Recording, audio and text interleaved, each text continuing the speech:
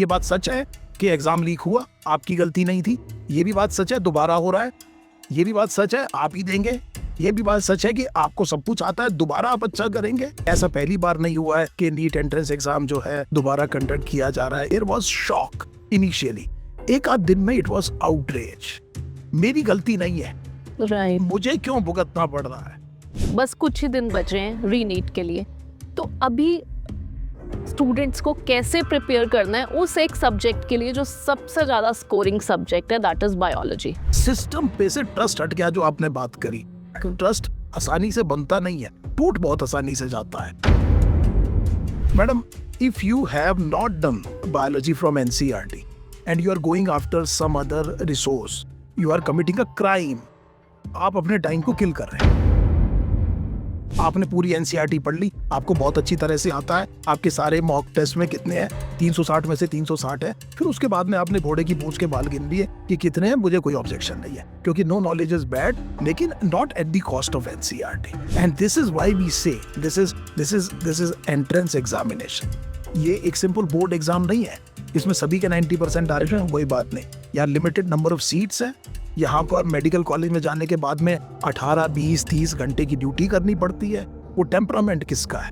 Most likely this is what is being tested here. Sir, do you think that NEET exam has become more emotionally competitive than academically competitive? For years, students believed that if they studied hard enough, their future was in their hands. But year 2026 has challenged that belief.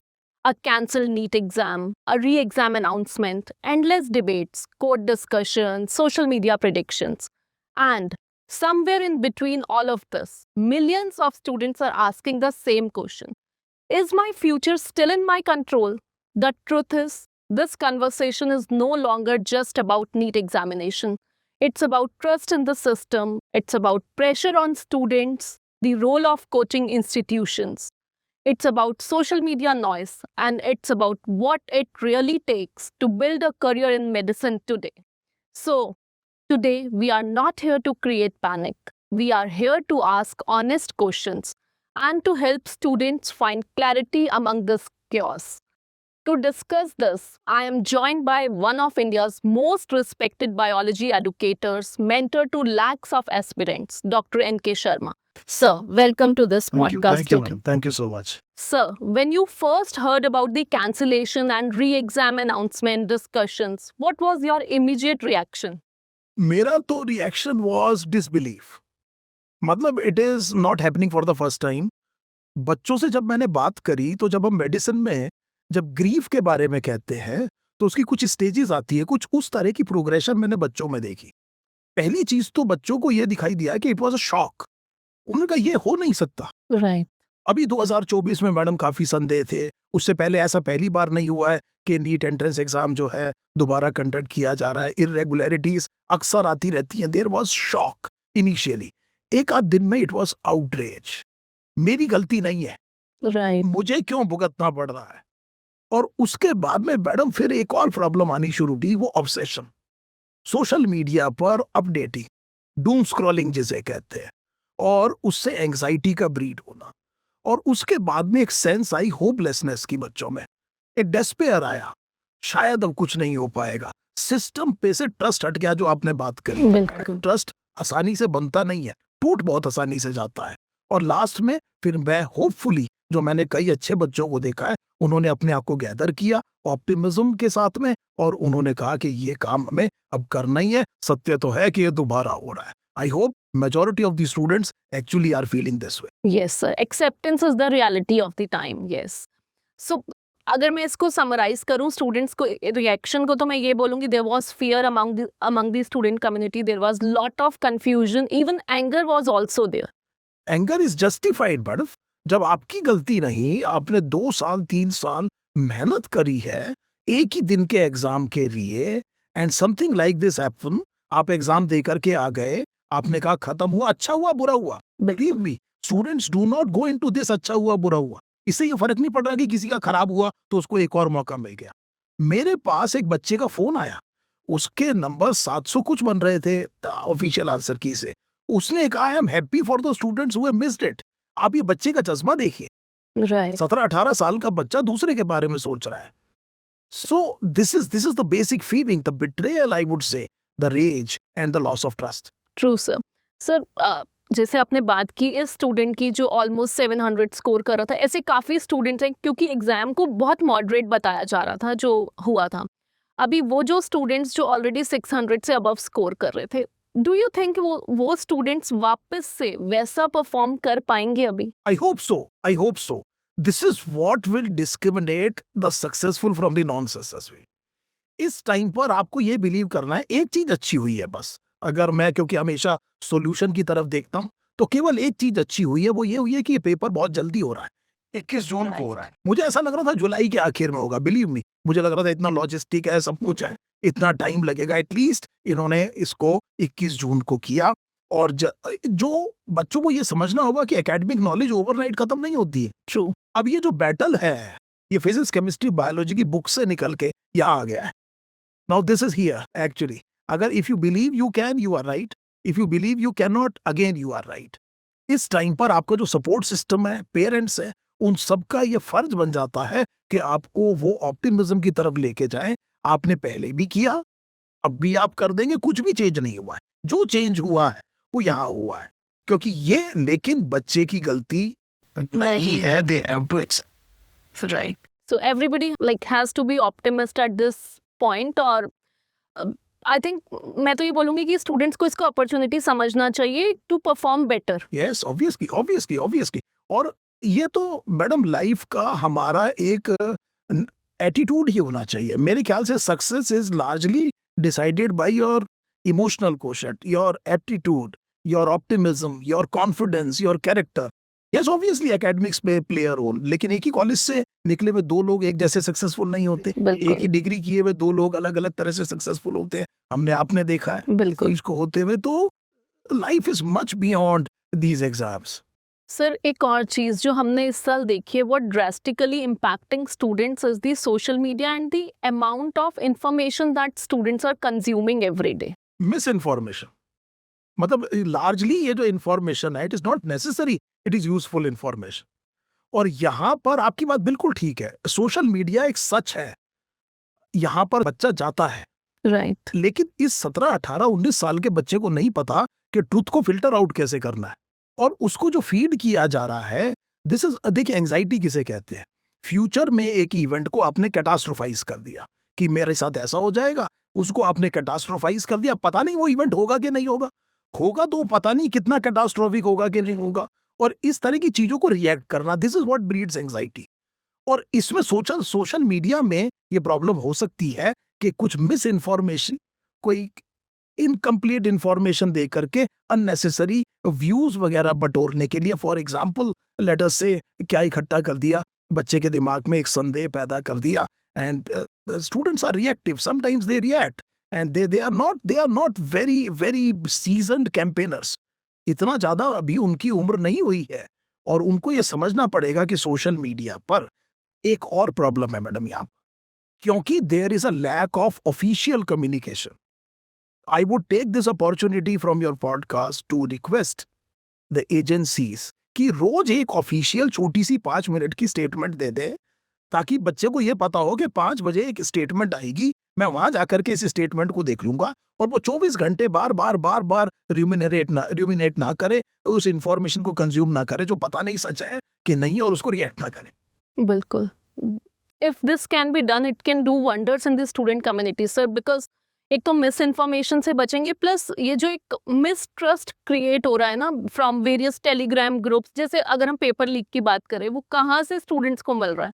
It is from Telegram channel. और कोई भी ऐसे YouTubers हो गए, without having the proper knowledge लोग guide कर रहे हैं स्टूडेंट्स को. तो वो कहीं ना कहीं बच्चों को एक तो ओवरथिंक करने के लिए मजबूर कर रहे हैं, प्लस जैसा आपने बोला एंजाइटी, तो ऑब्वियसली. और दूसरी एक और चीज है मैडम, यहाँ पर एक बच्चा है, ये एक एग्जाम से अपनी जिंदगी की वर्थ इक्वेट करना शुरू कर. बिल्कुल.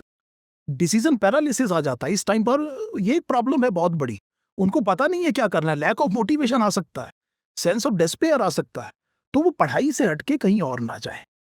These are the future of the nation. हमारे यहाँ कहते हैं डेमोग्राफिक डिविडेंड है. हम जब ये कह रहे हैं कि आगे आने वाले टाइम में we will lead the world, उसकी वजह है कि हमारे पास एक यंग पॉपुलेशन है, यंग है जो बहुत ज्यादा महत्वाकांक्षी है, और ये हमारा डेमोग्राफिक डिविडेंड है जो अगले 25-30 साल रहने वाला है। ये हमें वर्ल्ड लीडर बनाने वाला है। हमें इनके लिए एक ऐसी फील्ड देनी चाहिए जहां पर ट्रस्ट हो, हेल्दी कंपटीशन हो, और इनको पूरा का पूरा ब्लॉसम करने का पूरा मौका मिलना चाहिए। और ये हमें उस जगह ले जाएंगे जिसकी परिकल्पना हमारे लीडर्स करते हैं। बिल्कुल सर। अगर सर आपसे मैं पूछूं स्टूडेंट्स को, अगर आपको एक मैसेज देना हो कि वो एक ऐसी क्या चीज़ है ऑनलाइन मीडिया पे, सोशल मीडिया पे, जो उन्हें कंज्यूम करने से इमीडिएटली बचना है, व्हाट्स दैट? हाँ, क्या हो रहा है कि जैसे मैं एक शब्द मैंने अभी नया सीखा है, वो कहते हैं डूम स्क्रॉलिंग। तो मतलब वो एक मैंने देखा है बच्चों को यहाँ पर दर्द भी हो जाता है। और वो हो क्या रहा है कि जब मीडिया वाले बात करते हैं तो वो कहते हैं जी पहले 3 मिनट में आप कोई रोक डाल दो, तब बच्चा आपका वीडियो देखेगा, नहीं तो 3 सेकंड में, सॉरी 3 सेकंड में। Imagine 3 second.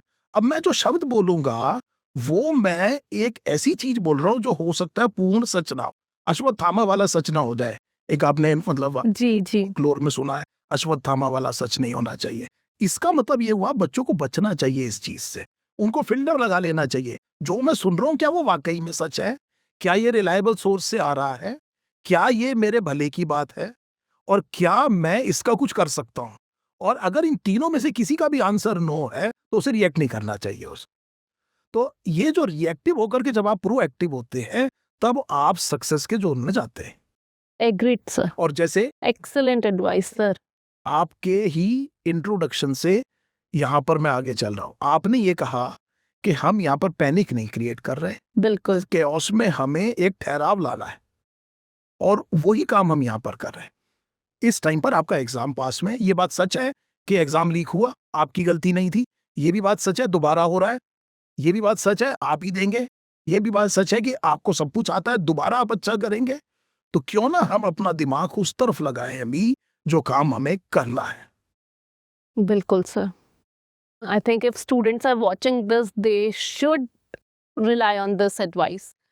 सर थोड़ा सा एक दूसरी तरफ अभी मूव करते हैं इस कन्वर्सेशन को टूवर्ड्स दी कोचिंग इंडस्ट्री, जिस पे हमारे सारे स्टूडेंट्स आज की डेट में डिपेंडेंट है, बी इट ऑफलाइन और B it online. Somewhere I feel after like अभी ये जो पिछले 2 महीने में जितना हम लोग रीनीट को लेके हम लोग कंट्रोवर्सीज या देख रहे हैं, मुझे ऐसा लगता है कि स्टूडेंट्स का कोचिंग इंस्टीट्यूशंस और एडुकेटर्स पे एक डिपेंडेंसी क्रिएट हो गया है। They are like believing there rather than on this system. ये जो बिलीफ है ये चेंज होता जा रहा है दिन ब दिन। इसकी वजह this system is to blame. मतलब एक सिस्टम को एक काम करना है, there is an exam they have to conduct, right. And why this change जो आप कह रहे हो चेंज हो रहा है ट्रस्ट सिस्टम से कहीं और जाना, उसकी वजह है बिकॉज बच्चों के दिमाग में आ रहा है कि सिस्टम हैज फेल्ड। अब now it is for the system to regain the trust. ये ट्रस्ट और बहुत केपेबल है सिस्टम, ऐसी बात नहीं है कि अगर अपने पे आए तो बहुत अच्छे तरह से भी काम को किया जा सकता है। और ये ट्रस्ट को रीगेन करना it will not be a simple thing, इसको बार बार करना पड़ेगा। फिर हम असल में बहुत सारी चीजें इकट्ठी हो जाती हैं, पता चला कि सीबीएसई के ओएमएस उसमें भी कुछ प्रॉब्लम आ गई, पता चला सीयूईटी के एग्जाम में भी कोई प्रॉब्लम आ गई, तो बच्चे के दिमाग में एक बात ये आ गया कि ये सिस्टम शायद एक भी एग्जाम ले नहीं पाएगा, कैपेबल नहीं है। केपेबल नहीं है। ये जो लैक ऑफ ट्रस्ट है, after all again we are talking about a student of 18-19 years, true. What do you expect? And obviously when there इतना बड़ा तंत्र है जो इस पूरे काम को करने के लिए, which I believe would be able to do it very very efficiently as well, और ये काम अब उनकी कोर्ट में है, ये ball that they must actually regain the trust. और इसीलिए मेरी एक फिर रिक्वेस्ट ये रहेगी कि क्यों ना एक छोटा सा ऑफिशियल कम्युनिकेशन अगर रोज आ जाए तो दैट विल एले दी एंग्जाइटी, और अननेसेसरी जो मिस इन्फॉर्मेशन या इनकम्प्लीट इन्फॉर्मेशन उसको लोग कंज्यूम में करेंगे। Right sir. सर अभी तक हमने इमोशंस और अनसर्टेनिटी सिस्टम की सब बातें कर ली, चलिए अब चलते हैं थोड़ी सी प्रैक्टिकलिटीज पे। अब बस कुछ ही दिन बच रहे हैं रीनीट के लिए, तो अभी स्टूडेंट्स को कैसे प्रिपेयर करना है उस एक सब्जेक्ट के लिए जो सबसे ज़्यादा स्कोरिंग सब्जेक्ट है, दैट इज बायोलॉजी। तो मैडम बायोलॉजी में बच्चे इस टाइम 2 गलती कर सकते हैं। तो 2 गलती में पहली गलती तो ये है कि वो ये कह सकते हैं मुझे आता है, it is not done until it is done. मतलब किसी भी काम को लिप और सिप में अंतर होता है। आप घर बैठ करके ये नहीं सोच सकते कि मुझे आता है तो मेरे 360 में से 360 आने। You have to go to the exam, you perform, you have to fill the OMR, that OMR gets checked and then you get 360 out on the system. इसमें एक खतरा ये होता है कि बच्चा अपनी स्ट्रेंथ को कहीं वीकनेस में कन्वर्ट ना कर दे।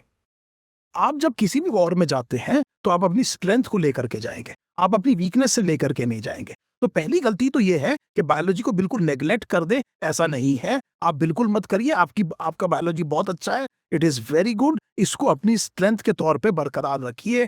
थोड़ा सा बायोलॉजी जरूर आपके एकेडमिक कैलेंडर में होना चाहिए। गलती नंबर 1। गलती number 2, Usain Bolt 100 metre 9 point कुछ सेकंड में दौड़ता है, तो मैं भी जो है 8 में दौड़ूंगा। तो बच्चे आकर के क्या करते हैं, मैडम एक अजीब बात करते हैं मेरे से कि सर मैंने 35 मिनट में ओएमआर करके बायोलॉजी भर दी। ठीक है, वो कोई कहता है सर मैंने 28 मिनट में कर दी। मुझे ऐसा लगा कि ये कोई ओलंपिक की रेस हो रही है क्या है? एक क्वेश्चन का मतलब है +4 -1। True. और आप बहुत मुश्किल क्वेश्चन करते हैं उसका भी 4 नंबर है, आसान क्वेश्चन करते हैं उसके भी 4 नंबर है, और आता हुआ क्वेश्चन गलत करते हैं तब आपका सिलेक्शन नहीं होता। Rare things are rarely asked in entrance. आते हुए क्वेश्चन अगर आप ठीक करते हैं तब जाकर के आपका सिलेक्शन होता है। ये तो एक अंधी दौड़ है, मैंने 35 मिनट में किया, मैंने 28 मिनट में किया। एक वो शाहरुख खान साहब की फिल्म का काबा है, तू सब्र तो कर मेरे यार, तू सब्र तो कर मेरे यार, जरा सांस तो ले दिलदार। है ना मैडम? बिल्कुल। आराम से पहले ठीक तो कर ले इस काम को, फिर उसके बाद में आके बताते हैं जी नोट नहीं देखा, एक्सेप्ट नहीं देखा। अब पता चला कि ऑपरेशन थिएटर में खड़े हैं और पेशेंट का एक्सरे नहीं देखा और पता लगा बाएं पैर की हड्डी टूटी हुई थी, दाएं में प्लास्टर लगा दिया। Now this is not to for the sake of speed, ये थोड़ी करेंगे आप। Right. एंड ये 2 गलतियां आपने बिल्कुल नहीं करनी है बायोलॉजी में। आपको बायोलॉजी आती है, I accept it is easiest. Yes. सबसे ज्यादा स्कोर है, Scoring है। दो राय नहीं है, 2 राय नहीं है, लेकिन वो स्कोर वहां लाना पड़ता है। Not all 22 lakhs get 360 out of 360 और इवन 300, बहुत कम नंबर। राइट, बिल्कुल। सर एक और चीज जो मैंने देखी है, लाइक आप भी या कोई भी जो एडुकेटर्स हैं वो हमेशा बोलते हैं that NCERT is the backbone, right? But students still they rely on other resources, notes. So what is the reason and how often they should rely on other sources? Madam, if you have not done biology from NCERT and you are going after some other resource, you are committing a crime. आप अपने time को किल कर रहे हैं। पहले क्या पढ़ना है? आपको NCERT आनी चाहिए। मैं तो कह रहा हूं केवल क्या पढ़नी है? NCERT. अभी मैंने थोड़ी देर पहले कहा rare things are rarely asked in entrance. पीछे मुझे याद आता है एक फिग का क्वेश्चन आ गया कि फिग नॉन वेज है कि वेज, इस तरह का फ्रूट है। अब आप उसके पीछे पढ़ते रहिए, वो एक ही था क्वेश्चन। वहां पर 86-87 क्वेश्चंस ऐसे थे जो बिल्कुल NCERT से आसान थे। आपने क्या वो सारे सही कर लिए? ये वो डिसाइड करता है कि आपका सिलेक्शन होगा कि नहीं होगा। आप एक इल्यूसिव क्वेश्चन के पीछे जाएंगे। आपने पूरी NCERT पढ़ ली, आपको बहुत अच्छी तरह से आता है, आपके सारे मॉक टेस्ट में कितने हैं, 360 में से 360 है। फिर उसके बाद में आपने घोड़े की पूंछ के बाल गिन लिए कि कितने हैं, मुझे कोई ऑब्जेक्शन नहीं है, क्योंकि नो नॉलेज इज बैड, लेकिन not at the cost of NCERT। अपने आप को आप NCERT तक ही रखिए। जो चीज पक्की है इस एंट्रेंस एग्जाम के बारे में, एक तो बायोलॉजी में बायोलॉजी पूछेंगे, संस्कृत नहीं। एक मैडम ये एक मंगल ग्रह से नहीं आने वाला है पेपर, और ये NCERT से ही आएगा। True. Okay, so there must be many students जिन्होंने अभी जब फर्स्ट टाइम अभी नीट एग्जाम दिया होगा, उनको लोगों को सेकंड मौका अगले साल मिलता है, उनको अभी मिल गया इम्प्रोवाइज करने का, राइट? तो वो स्टूडेंट्स भी होंगे हमारे पास जिनका एग्जाम बहुत बुरा हुआ होगा। हर कैटेगरी के स्टूडेंट्स होते हैं। अगर अब वो स्टूडेंट्स बायोलॉजी पे फोकस करके कुछ चीजें प्रायोरिटाइज करना चाहते हैं to score good, at least to qualify with good marks, तो उनके लिए आपका क्या एडवाइस रहेगा? तो मैं 2 आंसर दूंगा मैडम इसके। एक तो बायोलॉजी स्पेसिफिक हो गया, everybody knows it is an open secret. You do genetics, molecular basis of inheritance, principles of inheritance and variation, साथ में बायोटेक्नोलॉजी के 2 chapters along with cell biology. This is the major chunk of the paper. ये major chunk है। अगर आपका इसमें कुछ भी गड़बड़ है तो इसको एक बार कर लीजिए। अच्छा है तो भी एक बार कर लीजिए। आपको लगता है अच्छा है तो भी एक बार और देख लीजिए। कहने का मतलब ये है मेजर चंक। सब्जेक्ट स्पेसिफिक बात तो ये हो गई कि ये सबसे इंपैक्टफुल चैप्टर्स है, ये आने ही आने। उसकी वजह बड़ी सिंपल है कि जेनेटिक्स बॉटनी में भी आती है, जूलॉजी में भी आती है। तो नीट का जो सिलेबस है बॉटनी जूलॉजी खाली बायोलॉजी नहीं, वो अलग अलग बोलते हैं, और फिर उसमें सेल बायोलॉजी भी दोनों तरफ आती है, बायोटेक्नोलॉजी भी दोनों तरफ आती है, तो इनका जो प्रोपोर्शनेट नंबर ऑफ क्वेश्चंस है वो ज्यादा है, इसकी वेटेज ज्यादा है। तो आप इनकी कॉस्ट पे किसी और चीज को कर रहे हैं तो गलत कर रहे हैं। पहली चीज तो मैंने ये कहा।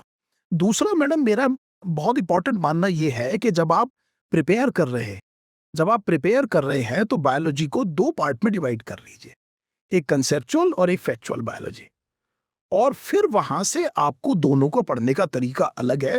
ये दो चीजें अगर आप ध्यान रखेंगे तो आप बेहतर करेंगे। Thank you sir. I hope students ये सुन रहे हैं और इस एडवाइस को फॉलो करें and they can perform better this time. Sir, आपको क्या लगता है बायोलॉजी में स्टूडेंट्स को ज़्यादा फोकस किस पर करना चाहिए, मेमोराइजेशन पे, कंसेप्ट क्लैरिटी पे, या रेगुलर रिविजन्स पे? तो मैं जो आंसर दूंगा वो बच्चों को पसंद नहीं आएगा, वो दोनों पे। मतलब कहने का है, सबसे पहले कंसेप्ट क्लैरिटी। दूसरा जो फैक्चुअल बायोलॉजी है उसमें आपका कोई कंसेप्ट नहीं है, वो एक तरह की रोट लर्निंग है। तो हम हिंदी में एजुकेटेड को पढ़ा लिखा कहते हैं।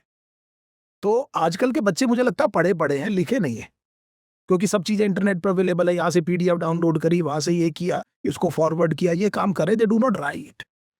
आप एनिमल किंगडम में जो कॉमन नेम दिए हुए हैं और बायोलॉजिकल नेम दिए हुए, दो कॉलम में अपने हाथ से लिख लीजिए और उसको फिर बार बार रिवाइज करिए। तो इस तरह से फैक्चुअल बायोलॉजी याद होगी।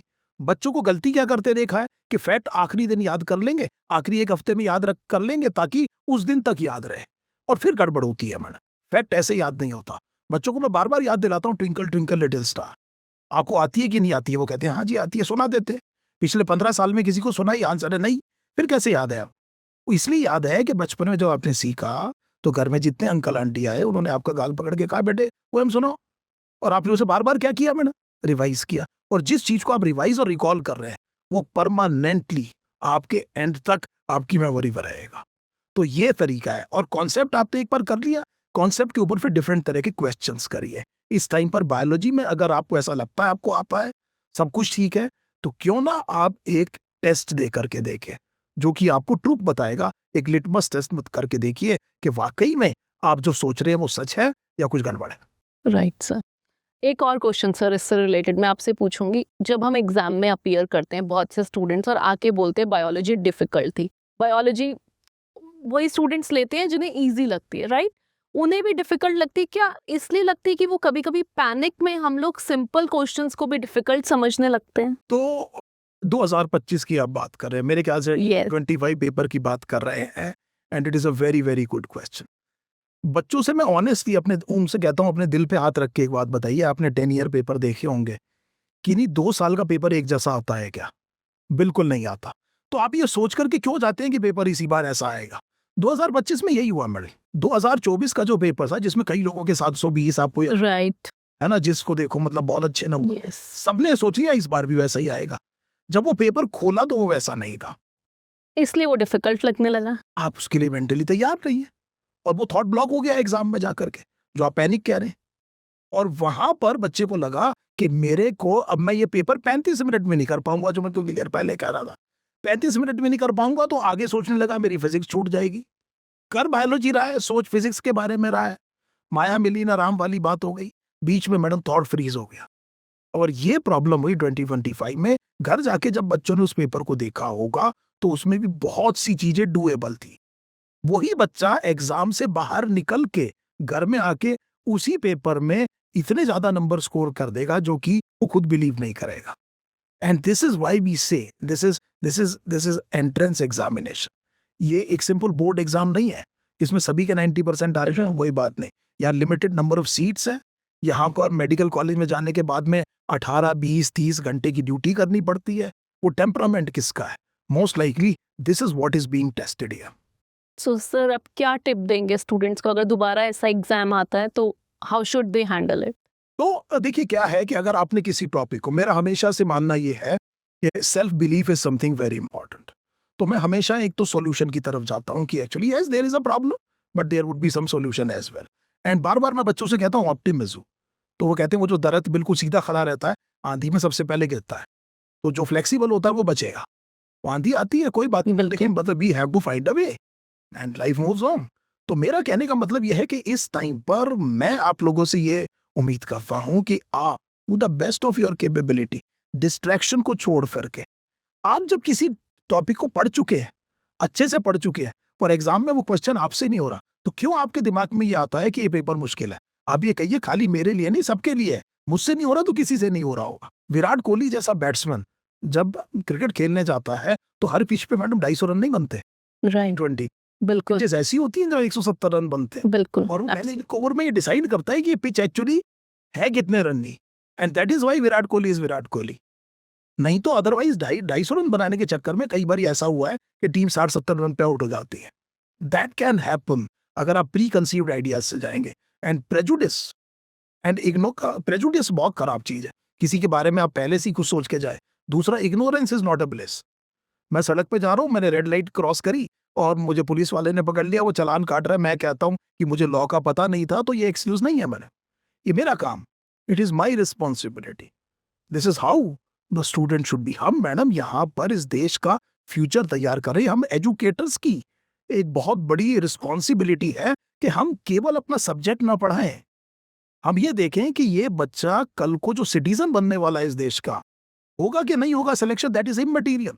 एक एग्जाम सक्सेस डिसाइड नहीं करता, लेकिन ये कल को किस मेंटालिटी से, किस मेंटल एप्टीट्यूड से हमारे देश को कंट्रीब्यूट करेगा, ये टीचर का एक बहुत बड़ा रोल है। Right sir, I will like absolutely I agree with you कि एज एन एडुकेटर हम लोगों का काम सिर्फ स्टूडेंट को एक सब्जेक्ट पढ़ाना नहीं है, it is to make them prepare for the world they are going to see in the days to come. Kalam sahab ने एक बार कहा था कि हमसे पूछा किसी ने, आप कैसे remember, how would you like people to remember you? उसने कहा उन्होंने कहा एज टीचर। तो मेरा मतलब ये है, it is an important thing, it is a very very important. ये हमारा वो इंफ्रास्ट्रक्चर है जो सबसे क्रिटिकल है। Right, this is handle with care. so do you think that NEET exam has become more emotionally competitive than academically competitive? Absolutely, no doubt about it. मुझे तो ऐसा लगता है, मतलब मैं बड़ी फर्म बिलीफ में जाता जा रहा हूँ मैडम। मैं उस टाइम पर पढ़ता था 11वीं 12वीं में, सीधा यही किस उम्र का नहीं हो गया हूँ, मैं भी उस एज में गया था जिस एज में बच्चे आए। बिल्कुल, मैंने भी वो जर्नी करी है। मतलब I have been selected to a medical entrance exam. 1988 में मेरा सिलेक्शन हुआ था, पहली बार ये आईपीएमटी एग्जाम हुआ था। तो मेरा मतलब ये है कि यहाँ पर सबसे ज्यादा जरूरी चीजें अब मुझे जो देखने में आ रही है वो ये है कि यहाँ से आप क्या सोचते हैं। It is everything is now in mind. ये जो जनरेशन है आगे आने वाली, this is much smarter than us, this is much informed than us. लेकिन यहाँ पर मैं कई बार ये देखता हूँ कि they are much secluded than us as well. किसी छोटे बच्चे को आप, मैं ये पेन जेब में पहना रखा हुआ है, तो मान लीजिए मैं ऐसे बाहर निकालूं, इसे वापस ऐसे रखूं, तो बच्चा हंसने लगेगा। A child knows how to be happy without any reason. इस चीज से हम पैदा हुए थे, हमें हंसने के लिए कोई वजह नहीं चाहिए थी। अब बताइए क्या हो रहा है? कितने बच्चे जाकर के बाहर वाकई में से फॉर एग्जांपल खो खो खेलते हैं, बिल्कुल नहीं। फिजिकल स्पोर्ट बताइए, मैंने स्पोर्ट भी वो जीटीए होने लगा है मेरे ख्याल। राइट, और मतलब कितने लोग फिजिकल जाकर के किसी को फोन करते हैं या किसी से जाकर के मिलते हैं, वो एक थंब। और फिर उसमें एक प्रॉब्लम ये आ रही है मैडम, अगर आपने किसी को मैसेज दिया और उधर से एक थंब नहीं आया तो आपको एंजाइटी ब्रीड हो रही है, क्योंकि आपको हर 15 मिनट में एक सोशल अप्रूवल की जरूरत हो रही है। और फिर ऊपर से इतना टफ कंपटीशन, 22 लाख बच्चा बैठता है मैडम कुछ हजार सीट्स के लिए। Yes, it is a tough competition. लेकिन अगर आप किसी बच्चे से पूछेंगे, बिलीव मी, अगर मैं बच्चों से पूछो, they are not shy of the competition, they want the competition to be healthy. Right, वो ये कहते हैं हेल्दी कंपटीशन आपकी नैसर्गिक प्रतिभा को उभारता है। लेकिन एक अगर सिस्टम में कुछ गड़बड़ है, आपका ट्रस्ट डेफिसिट हो रहा है, तब होपलेसनेस आती है, डिस्पेयर आती है, और उस टाइम पर प्रॉब्लम्स आती है। उस टाइम पर कंपटीशन अनहेल्दी हो गया। अगर मान लीजिए अभी किसी बच्चों के दिमाग में आ रहा होगा कि अगर ये पता नहीं चलता, ये अगर सारी चीजें सामने नहीं आती, तो कुछ अनडिजर्विंग लोग अंदर घुस जाते। बिल्कुल sir, this again breeds anxiety. बच्चों के दिमाग में ये भी आ रहा होगा दोबारा तो नहीं लीक हो जाएगा, ये भी आएगा कि कुछ लोग ऐसे तो नहीं घुस जाते। लेकिन मैं बार बार बच्चों से कहता हूं कि आप तो पैदा जो हुए थे वो इतना स्ट्रांग एक एटीट्यूड लेकर के हुए, तो उसको याद करिए, think of the solutions, do your best. Yes, there is competition. मेरी हर एक से गुजारिश ये रहेगी, जो भी गवर्नमेंट एजेंसीज में है, you provide a healthy competitive, nobody is शाई ऑफ कंपटीशन। कंपटीशन से बच्चा घबराता नहीं है, लेकिन फील्ड उसको एक हेल्दी मिलनी चाहिए। True sir. बिल्कुल, मैं इस चीज़ से आपकी एकदम एग्री करती हूँ, बट एक चीज़ आपसे और पूछूंगी कि ये जो कंपटीशन है, ये कहीं ना कहीं नेगेटिवली भी बहुत इम्पैक्ट कर रहा है हमारे स्टूडेंट्स को। जो हमने अगर पिछले 2 महीने में हमने काफ़ी ऐसी न्यूज़ सुनी, जो मेंटल प्रेशर की वजह से कुछ ऐसे अनवांटेड चीज़ें हुई, तो ये जो फैक्टर्स हैं, इनमें एडुकेटर्स की क्या रिस्पॉन्सिबिलिटी बनती है और वो कैसे इस चीज़ को कंट्रोल करने में हेल्प कर सकते हैं? देखिए क्या है कि यहाँ पर मैं बच्चों से पहले एक बात कहूंगा, एक एग्जाम आपकी जिंदगी की वर्थ डिसाइड नहीं करता। बहुत सी वजह होती है मैडम। बच्चे को ये लगता है मैं माँ बाप की नजर में गिर तो नहीं जाऊंगा, पीयर प्रेशर हो जाता है, मेरे दोस्त क्या कहेंगे, बिल्कुल। एम आई यूजफुल और not, I am good enough और नॉट। ये जो चीजें हैं ये बेकार है। एक तो एजुकेटर का रोल ये आया, एजुकेटर का रोल ये आया कि हर एक जने के अंदर कोई ना कोई possibility, infinite possibility I would say, a child is capable of achieving anything he wants. It is not necessary कि एक ही चीज में होगा। तो जब आप इस एग्जाम को राइट पर्सपेक्टिव में रखेंगे, किसी चीज को जब आप राइट पर्सपेक्टिव में रखते हैं, तब आप उसको इक्वेट नहीं करते अपनी जिंदगी की वर्थ के साथ में, और फिर उसमें आपको एंग्जाइटी नहीं होती। हमारे तो दर्शन शास्त्र में भी शायद आप सबने पढ़ा है, कहते हैं कि कर्म करना है, बिल्कुल, फल फल की। नहीं सोचना है। हम्म, अगर आपने कर्म किया तो फल मिलेगा। तो जब हम वो करते हैं, यज्ञ करते हैं, तो आहुति देते हैं, है ना, स्वाहा कहते हैं। तो स्वाहा का मतलब होता है ये मैं अपनी तरफ से दे लो, स्वाहा, है ना। और उसके बाद में फिर जब खत्म हो जाता है तब भगवान से कुछ मांगते हैं। तो मेरा कहने का मतलब आप कितना सेक्रीफाइस कर सकते हैं, आप कितना अपने आप को डिसिप्लिन कर सकते हैं, ये वो जिंदगी के जो इंपॉर्टेंट फैसेट्स हैं, ये आपको सक्सेस दिलाएंगे। कंपटीशन है, नो डाउट अबाउट इट, और इस कंपटीशन को हावी मत होने दीजिए। क्योंकि अगर आपने इस दिमाग में, यहाँ पर जो सब कॉन्शियस माइंड है मादा, ये बड़ा फर्टाइल ग्राउंड है। अगर इसमें पॉजिटिव चीज डालेंगे तो वो ग्रो करेगी, अगर नेगेटिव डालेंगे तो वो भी ग्रो करेगी। और अगर आप नेगेटिव स्पाइरल में जाते हैं, mind can be a beautiful servant but a bad master. इसको अपने ऊपर हावी मत होने दीजिए, ये आपको कैटास्ट्रोफाइज करा देगा, काम नहीं करने देगा, ये डिसीजन पैरालिसिस में डाल देगा, पता नहीं क्या क्या चीजें आगे दिखा देगा जो पता नहीं होनी है कि नहीं होनी। हम जब इवॉल्व हुए मैडम, तो जानवरों के हमले से बचने के लिए हुए। आज भी हम गाड़ी के अंदर बैठ के जा रहे हैं, पर एक कोई छोटी सी पुलिया है जिसके नीचे से गाड़ी निकल जा रही है, तो गाड़ी में बैठे हुए हम भी सिर नीचे कर लेते हैं। जब ये पूरी गाड़ी निकल रही है तो मेरा सिर थोड़ी नकरा रहा है, लेकिन this is what we are doing. इस तरह का हमारा एक एमिगडाला एक जगह है, बच्चों को एमिगडाला आइजैक पढ़ना चाहिए। एमिगडाला एक पार्ट है हमारे ब्रेन का। फियर, एंगर, इमोशन, रेज, ये सारी चीजें वहां से होती हैं, उसको टेम करना है। बिल्कुल। सो ये जो आप फियर, एंगर, इन चीज़ों की बात कर रहे हैं, कहीं ना कहीं ये जो रैंक का कंपटीशन है और जो सोशल मीडिया पे सबसे ज़्यादा वायरल है, एग्जाम होता है और उसे अगले दिन विदाउट एनी रिजल्ट्स रैंक्स आने लग जाती हैं।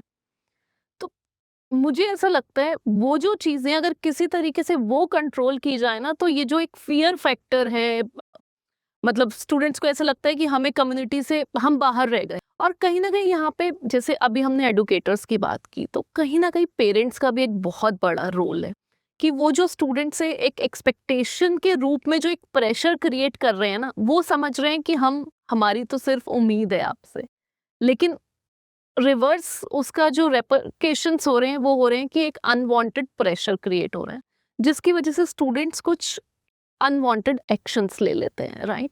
तो अभी तक हमने एडुकेटर्स की बात की। सर, मैं आपसे रिक्वेस्ट करूँगी कोई एक मैसेज आप उन पेरेंट कम्युनिटी को भी जरूर दीजिए। मैं तो एक आज मैं थोड़ा फिल्म्स के बारे में ज्यादा कह रहा हूँ। अभी मैंने शाहरुख खान साहब की बात करी थी, अभी आमिर खान की एक फिल्म है 3 इडियट्स, जी। उसमें वो रिजल्ट आता है तो हाँ। बैठाते हैं तो लाइन में, तो आमिर खान उससे कहता है भैया रिजल्ट नहीं छापना चाहिए। तो याद है आपको वो? बिल्कुल। एक तो वो सीन देख ले दोबारा। तो this is very important to understand. मेरे बैच में जो सबसे ब्राइट स्टूडेंट्स नहीं थे, उनमें से ज्यादातर सबसे सक्सेसफुल प्रैक्टिशनर है। मुझे नहीं लगता किसी ने भी जाकर कभी किसी डॉक्टर से पूछा होगा जी आपने कहाँ से करी, आपके कितने परसेंट ले। आप 4 दुकान छोड़ के उस डॉक्टर की क्लिनिक में जाते हैं जो कि आपको लगता है आपको ठीक कर देता है, राइट। इसका व्यवहार आपको समझ में आता है। पेरेंट्स से मैं एक बात कहना चाहूंगा यहाँ पर कि 80% of the communication is non verbal. मतलब आप क्या मैसेज कन्वे कर रहे हैं अपनी बॉडी लैंग्वेज से, आप कह कुछ रहे हैं जो अभी आपने कहा कि हमें तो खाली उम्मीद है, लेकिन फिर आप बीच में कह देते हैं हो जाएगा ना इस बार, बिल्कुल। या फिर आप कह देते हैं बुआ जी के लड़के को देखा, कंपैरिजन। मतलब yes yes yes yes yes, ये जो चीजें हैं ये आप ना चाहते हुए भी, मैंने हर बार पेरेंट्स को देखा जी, हम कोई प्रेशर क्रिएट नहीं, नहीं कर। लेकिन वो बच्चा जो वहां से देख रहा है आपको, उसे दिख रहा है कि आपके अंदर क्या चल रहा है। आप ऐसे दिखिए जो आप बिलीव करते हैं, कहिए कोई बात नहीं बेटे, कोई बात नहीं, उसके साथ खड़े होइए। इस टाइम पर सबसे ज्यादा बच्चे की मदद आप कर सकते हैं। उसे जो मेंटर चाहिए, उसे जो फिर वही 3 idiot film all is well वाली जो बात है, वो पेरेंट्स से ही आएगी या किसी पीयर ग्रुप से आएगी, किसी फ्रेंड से आएगी। और इसीलिए मैं बच्चों से भी ये कहूंगा, इस टाइम पर आपको किसी ऐसे जने से बात करना बहुत जरूरी है जो जिंदगी में बहुत ऑप्टिमिस्टिक और पॉजिटिव हो, और नेगेटिव्स को हमेशा अपनी लाइफ से हटाइए। और इस टाइम पर टाइम नहीं है इस तरह की चीजों में घुसने का। सर आपको क्या लगता है आज स्टूडेंट्स को रैंक्स और नीट एग्जाम से हटकर एक करियर अवेयरनेस की कहीं ना कहीं जरूरत है? अपॉर्चुनिटीज बहुत ज्यादा है madam, the world has changed, पर शायद मेरी जनरेशन के लोग चेंज नहीं हुए जो अभी पेरेंट्स वाले रोल में हैं। उनको अभी भी केवल मेरे को लगता है कि एक बहुत लिमिटेड स्कोप दिखाई देता है। Right. Life is much beyond now the conventional carriers, मतलब कितने नए नए तरह के कैरियर्स आ रहे हैं। अभी ये जो आर्टिफिशियल इंटेलिजेंस है, it has actually change the scenario. Right. हमारे सामने कितनी बड़ी बड़ी कंपनीज खत्म हो गई हैं। वो जो कोडेकल की होती थी, ये सब चीजें कहाँ गए? कुछ फोन्स, मोबाइल फोन्स ओवरनाइट खत्म हुआ, तो इतना बड़ा डिसरप्शन हो रहा है। तो इतनी सारी चीजें अवेलेबल है बच्चों के सामने कि उन्हें एक प्रॉपर कैरियर काउंसलिंग गाइडेंस की बहुत ज्यादा जरूरत है। पर समस्या ये है कि ये प्रॉपरली करेगा कौन? Now that is the most important thing, क्योंकि यहां पर भी प्रॉपर कैरियर काउंसलिंग होनी चाहिए। मैं तो आपसे रिक्वेस्ट करूंगा, if you take this thing into your hands, तो आप बच्चों को पीरियोडिकली कुछ कैरियर्स के बारे में बताइए जो प्रूवन है और अनकन्वेंशनल है, जिस पर नजर नहीं जाता, ताकि पता चले। मैडम बहुत सारी चीजें हैं मेडिकल फील्ड में ही, रिलेटेड फील्ड्स में बहुत सारी चीजें हैं। लाइफ जो है वो क्लिनिक प्रैक्टिस से बहुत आगे जा चुकी है।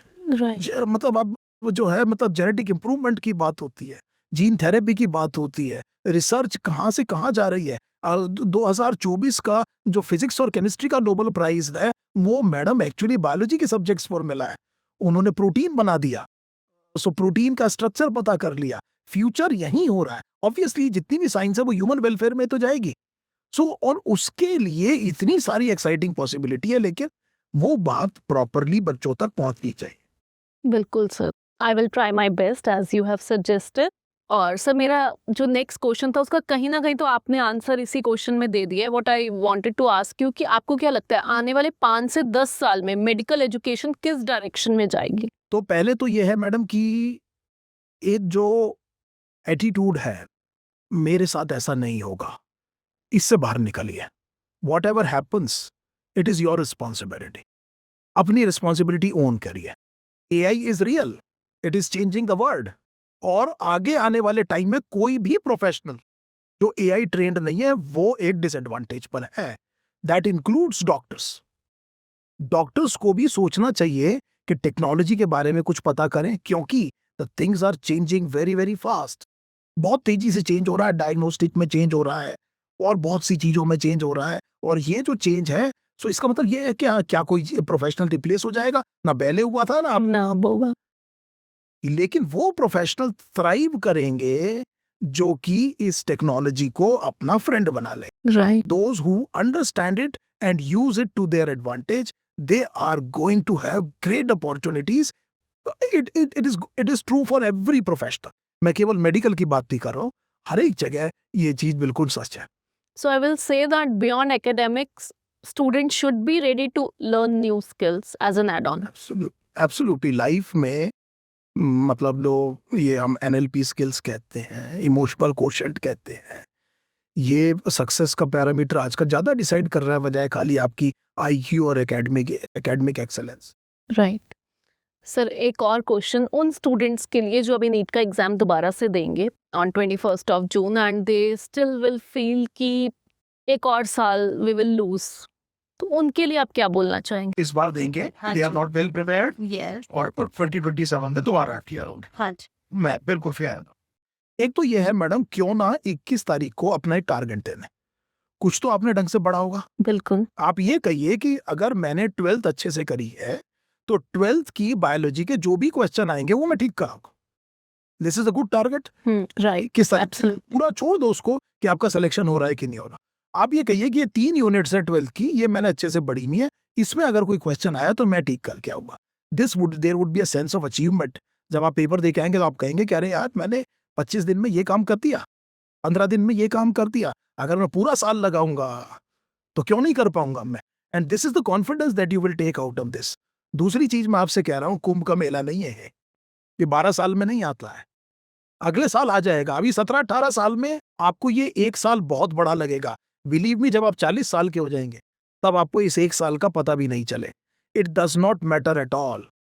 आप अपने कैरियर को अपनी चॉइस का बनाइए, और उसमें अगर लगता है टाइम, कोई बात नहीं। आप देखिए आपका पैशन का लाई करता है। If you feel for it, आपको लगता है और आपने पहचान लिया है कि वो क्या फैक्टर है जो कि आपको रोक रहा है और आप उसे दूर कर पाते हैं, तो जैसा मैंने अभी कहा कि 17-18 साल में जो एक साल बहुत बड़ा लग रहा है वो 40 साल की उम्र में नहीं लगेगा, ये गारंटी है।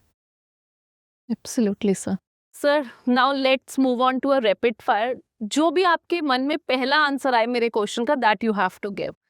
To start with, NEET today's a knowledge test और a survival test? Both. Because without knowledge you are not going to qualify. You have to score a certain number of marks. लेकिन वो बहुत से बच्चों को ये knowledge है, उसमें अब कौन रियली मेंटली स्ट्रांग है वो है इसका जी। सर्वाइवल तो उस तरह से नहीं, it is not survival of the fittest. ये टर्म तो डार्विन ने भी यूज नहीं करी है। आप कहेंगे कि एक ही शब्द देना था, लेकिन आप बायोलॉजी में घुस गए हैं तो मैं तो बायोलॉजी में पूरा उपदेश दे के छोड़ूंगा मैडम। तो ये जो survival of the fittest term तो डार्विन ने भी इस्तेमाल नहीं करी थी। Bigger problem for today's scenario, competition or confusion? Confusion. Nobody is शाई ऑफ कंपटीशन। बच्चा, मुझे पूरा भरोसा है, जो बच्चा देख रहा है कंपटीशन से घबराता नहीं। One habit every topper student has? Consistency and grit, perseverance. एक ही बात हो गई, एक ही शब्द है। One habit every struggling student has? Overthinking मतलब कैटास्ट्रोफाइजिंग, बिना बात की बात में, और मतलब planning paralysis, perfectionist trap. Most overrated NEET strategy? You have to watch hundreds of videos to understand a concept. Most underrated NEET strategy? Most underrated is what you write yourself. Make your own notes. पढ़ा लिखा। One thing students should stop doing immediately. One thing parents should stop saying immediately. हो जाएगा ना इस बार। This is please leave it. A word that describes today's education system. Needs revival. A word that describes today's aspirant. Amazing, I would say. They are full of life, very smart, and बहुत महत्वाकांक्षी है। Thank you, sir. Before ending, one last question to you. Can you share a short story of any of your student that has touched your heart? तो that would be very difficult question madam. मतलब मैंने ये देखा है कि there have been students जो कि who are not privileged और उन्होंने बहुत अच्छा किया है। देयर हैव बीन पीपल जिन्होंने अपने माँ बाप के लिए कहा कि मुझे उनके लिए करना है, they have tied themselves to a higher go. ऐसे भी मुझे एक स्टूडेंट याद आ रहा है जो कि 2 बारी उसी नंबर पर पहुंचा जो कट ऑफ थी, और होता ना उसी नंबर पे कुछ को सीट मिली और कुछ को सीट नहीं, right. 2 बार लगातार। और फिर उस बच्चे ने अपने आप को गैदर करके मुझसे आके कहा कोई बात नहीं, मैं इसको करूंगा, और अगली बार वो बहुत अच्छे कॉलेज में सेलेक्ट हुआ। This is what I feel is close to my philosophy as well. जो आप गिर के जब उठते हैं और उसके बाद आप अच्छा करते हैं, और जो सेंस ऑफ अचीवमेंट है, वो जो पर्सनल प्राइड है जो आप यहाँ फील कर, True. उसका कोई मुकाबला। True. एक और क्वेश्चन सर, अब इससे रिलेटेड ही, आपने लाखों स्टूडेंट्स को गाइड किया है, मेंटोरशिप की है, एक चीज जो आपको लगता है कि आपने इन यंग माइंड्स के लिए इमोशनली और मेंटली आपने समझी हो rather than academics? Okay. Nothing, no exam, no marks, no rank, nothing can change your character. Character is everything. अभी जो मैं बात कर रहा था कि आपका कैरेक्टर में आप life will not be only victories. अब ये बच्चे छोटे, इनको बाद में रियलाइज होगा लाइफ में हर बार सब चीजें आपके हिसाब से चले, ऐसा किसी के साथ ना हुआ है ना होगा. लेकिन इस लाइफ में वो लोग आगे गए हैं जिन्होंने इससे उबरना सीखा है. सक्सेसफुल आदमी को भी डर लगता है, लेकिन उसे पता है इस डर का करना क्या है, और वो सॉल्यूशन की तरफ जाता है कि मैं इस डर को कम कैसे कर सकता हूं. और यही चीज सबसे इंपॉर्टेंट है. आपका कैरेक्टर कोई आपसे छीन नहीं सकता. आपके अंदर जो ऑप्टिमिज्म है, ग्रिट है, परसिवरेंस है, गिर के उठना, उठ फिर गिरना फिर उठना, ये जो चीज है, ये आपको, it is not important. Ultimately आप जहां आप जर्नी को एंजॉय अगर आप कर रहे हैं, तो आप देखिएगा कि आप लाइफ में हैप्पी रहेंगे. जॉन लेनन एक बड़े फेमस आर्टिस्ट हुए हैं, तो आई होप मैं उनके बारे में ये बात सही कह रहा हूँ, हो सकता है किसी और आर्टिस्ट के, लेकिन जब वो चौथी पांचवी क्लास में थे तो उनकी टीचर ने उनको लिख के भेजा what you want to become in life, तो उन्होंने नीचे लिख दिया हैप्पी. तो टीचर ने कहा probably you don't understand the question, तो उन्होंने नीचे लिख दिया probably you don't understand life. अब आप सोचिए, हम सब जिंदगी में खुश रहना चाहते. बिल्कुल, ultimate goal is that only. Ultimate goal is happiness. हो ये रहा है कि we are getting more, probably more technical, we are becoming more materialistic, we are becoming more wealthy, and probably we are becoming more secluded as well. चलिए sir, let's take it towards the end. और एक last चीज, now think that this camera is connected to the every NEET aspirant across the country. No parent, no coaching institute, nobody in between, you and the students, and a message you want to give to them in 30 seconds. ठीक है, तो NEET entrance exam दोबारा होने जा रहा है 21 जून को. ये बात बिल्कुल सच है. उठिए, अपने आप को गैदर करिए. कुछ ही टाइम रह गया है. आपने पहले भी किया है, आप अभी भी कर सकते हैं. Nothing can come in between you and your success and your dream. When the why is clear, the how is easy. अगर आपको पता है कि आप कोई काम क्यों कर रहे हैं, तो कैसे करना है, उसका रास्ता आपको अपने आप मिल जाएगा. क्वेश्चन ये नहीं है कि we cannot afford it. Question ये है how can we afford it. करिए और इसको अचीव करिए. I think today's conversation reminded us of something very important. Exams test knowledge, but difficult times reveal character. And perhaps that is the real story of year 2026. Because this year wasn't just about NEET. It was about resilience, about uncertainty, about learning how to keep moving forward even when the path ahead wasn't clear. To every student watching this, remember, a rank can decide a college. It cannot decide your worth. An exam can test your preparation, but it cannot measure your potential. And a setback can delay your journey, but it does not have the power to define it. Dr. Sharma sir, thank you so much for joining us and sharing such honest insights with us today. And to everyone watching, if this conversation gave you clarity, share it with a student, a parent, or a teacher who needs to hear it today.